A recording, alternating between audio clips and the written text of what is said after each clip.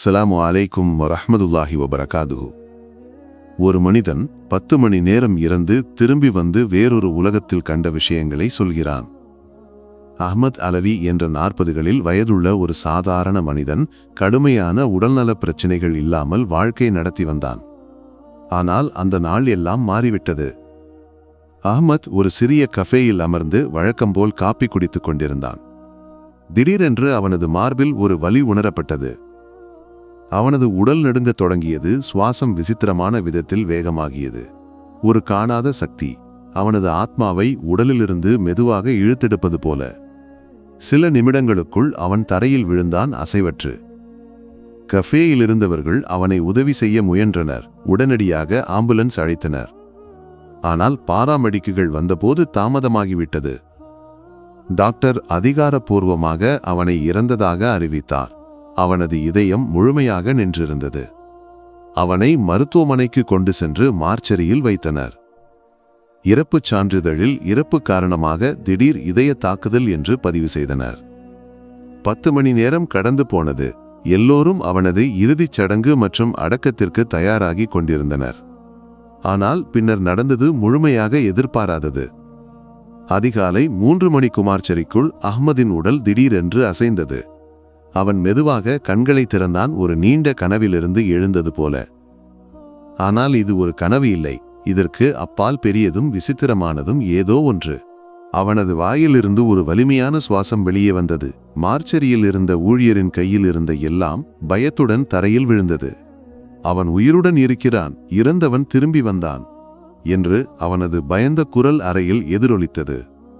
அப்போதும் அஹ்மத் அதிர்ச்சியின் நிலையில் இருந்தான். தான் எங்கே இருக்கிறோம் அல்லது எப்படி திரும்பி உயிருடன் வந்தோம் என்று அவனுக்கு தெரியவில்லை. ஆனால் ஒரு விஷயம் அவனுக்கு உறுதியாக இருந்தது. அவன் மனித மனதுக்கு அப்பால் உள்ள ஏதோ ஒன்றை கண்டிருந்தான்.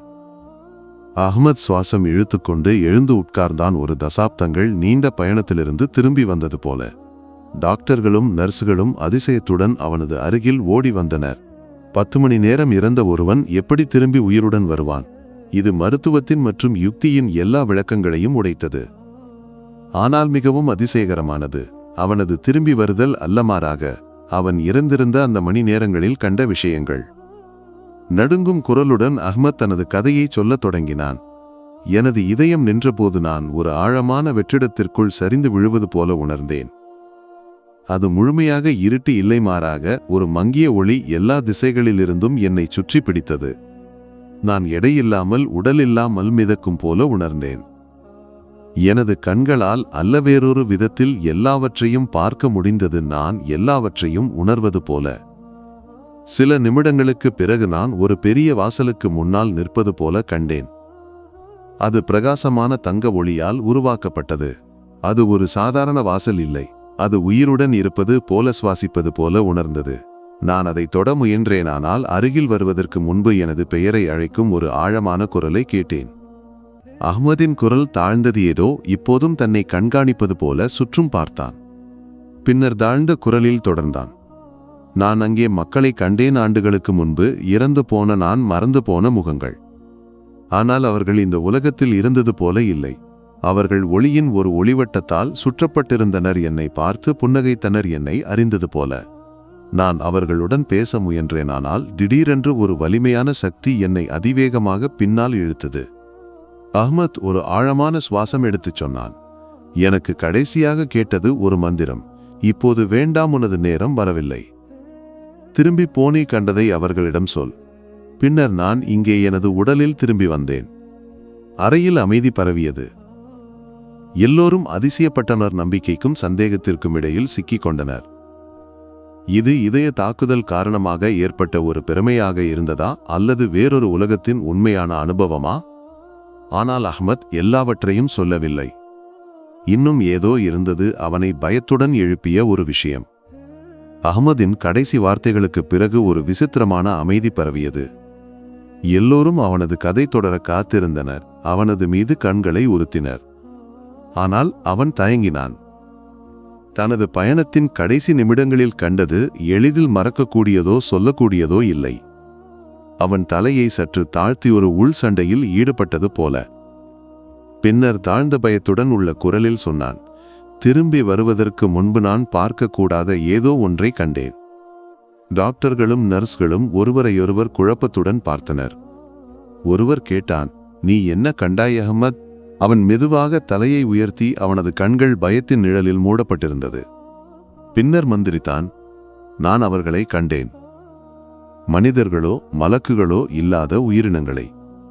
அவர்கள் என்னை பார்த்து கொண்டிருந்தனர், ஒரு முடிவுக்காக காத்திருப்பது போல எனக்கு தெரியாத ஒரு முடிவு. அவர்களில் ஒருவன் என்னை பார்த்து அவனது கண்கள் நான் கண்டிருந்ததிலிருந்து வேறுபட்ட துவாழமான வைஞானமும் துயரமும் நிறைந்தவை. அவன் எனது அருகில் வந்து ஏதோ மந்திரித்தான். நான் அங்கிருந்து இழுத்தெடுக்கப்படுவதற்கு சற்று முன்பு. அஹ்மத் ஒரு நிமிடம் நிறுத்து நடுங்கும் சுவாசம் எடுத்து தொடர்ந்தான். அவன் சொன்னான், நான் இங்கே திரும்பி வருவேனானால் அதிக காலம் இல்லை. நான் மீண்டும் போவேனானால் அப்போது திரும்பி வரமாட்டேன். ஒரு நர்ஸ் பயத்துடன் சுவாசம் இழுத்தான். ஒரு டாக்டர் ஒரு நடுக்கத்துடன் பின்னால் நகர்ந்தான். அஹ்மத் கேலி செய்வது இல்லை. அவன் தீவிரமாக இருந்தான். அவன் சொன்ன ஒவ்வொரு வார்த்தையையும் நம்புவது தெளிவாக இருந்தது. அவன் சிரமப்பட்டு எழுந்து இந்த உலகத்தில் தனது நேரம் குறைந்து வருவது போல உணர்ந்தான்.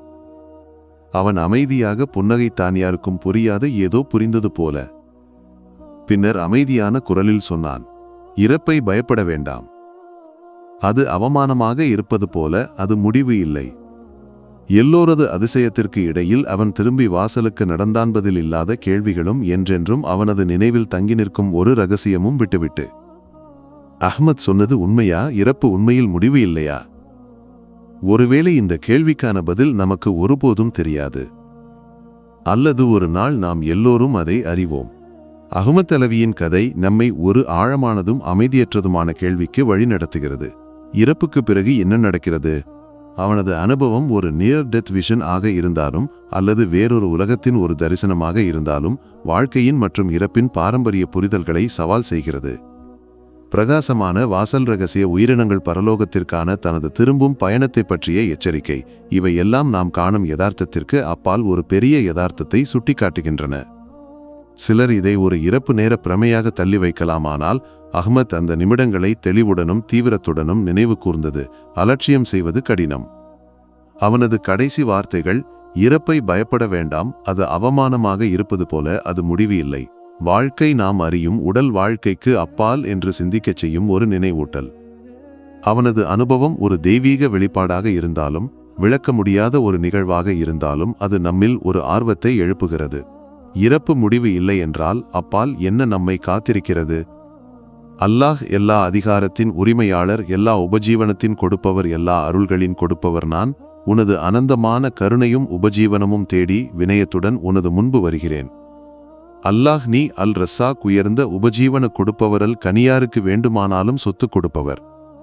உனது அழகான பெயர்களால் நான் வேண்டுகிறேன், எனக்கு ஏராளமான ஹலால் உபஜீவனம் கொடு, எனது சொத்தை அருளுடன் நிரப்பு. அல்லாஹ் எனது உபஜீவனத்தை விரிவாக்கி ஹலால் வருமானத்தின் வாசல்களை திற. எல்லா உயிரினங்களிலிருந்தும் என்னை சுதந்திரமாக்கி உன்னில் மட்டும் சார்ந்திருப்பவனாக்கு. உனது நினைவிலிருந்து என்னை தள்ளாதமாறாக உனது அருகில் அதிகம் அணுகச் செய்யும் சொத்து எனக்கு கொடு. அநியாயமான வருமானங்களிலிருந்து என்னை பாதுகாக்கு மற்றும் எனது சொத்தை எல்லா அசுத்தத்திலிருந்தும் சுத்திகரி. அல்லாஹ் எனது முயற்சிகளை அருள், எனது சொத்தை அதிகரியுனது பாதையில் தாராளமாக செலவழிக்கும்பவர்களில் என்னை சேர்த்துக்கொள். அல்லாஹ் எனக்கு சொத்து ஸ்திரத்தன்மை கொடி, எனது கடன்களை நீக்கு, வறுமையிலிருந்தும் சிரமங்களிலிருந்தும் என்னை பாதுகாக்கு. உனது கருணையால் எனது வாழ்க்கையை சம்ருத்தமாக்குவாமீன். அஸ்ஸலாமு அலைக்கும் வரஹ்மத்துல்லாஹி வபரகாதுஹு.